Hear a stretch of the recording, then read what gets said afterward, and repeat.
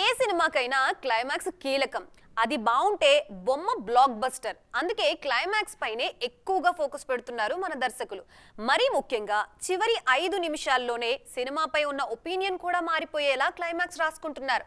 తాజాగా మరో సినిమాకి ఇదే చేస్తున్నారని తెలుస్తోంది. మరింతకీ ఏంటి ఆ సినిమా? క్లైమాక్స్ ట్విస్ట్ అనగానే మనకు ముందుగా గుర్తుకొచ్చే సినిమా పోకిరి.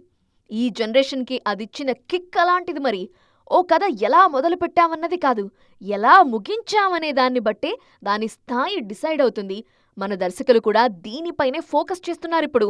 గతేడాది దివాళీకి వచ్చిన కా, లక్కీ భాస్కర్ కూడా ఇలాంటి కిక్కే ఇచ్చాయి. ఈ సినిమాలకి క్లైమాక్స్ ప్రాణం.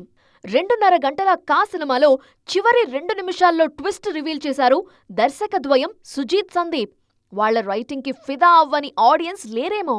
ఆ క్లైమాక్స్ కారణంగానే సినిమాపై ఉన్న ఒపీనియన్ మారింది.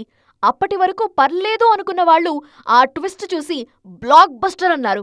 మిగిలిన సినిమా అంతా ఎలా ఉన్నా చివరి 2 నిమిషాల వరకు కథని హోల్డ్ చేశారు దర్శకులు.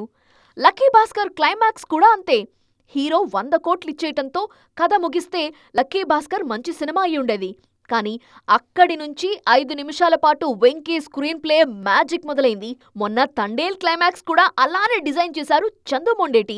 చివరి 15 నిమిషాలు ప్రేక్షకుల గుండెలు తడిపేశారు చందు. తాజాగా Arjun son of Vyjayanthi climax కూడా నెవర్ బిఫోర్ అంటున్నారు కళ్యాణ్ రామ్. ప్రదీప్ చిలుకూరి తెరకెక్కిస్తున్న ఈ సినిమా ఏప్రిల్ 18న విడుదల కానుంది. విజయశాంతి ఇందులో కీలక పాత్రలో నటిస్తున్నారు.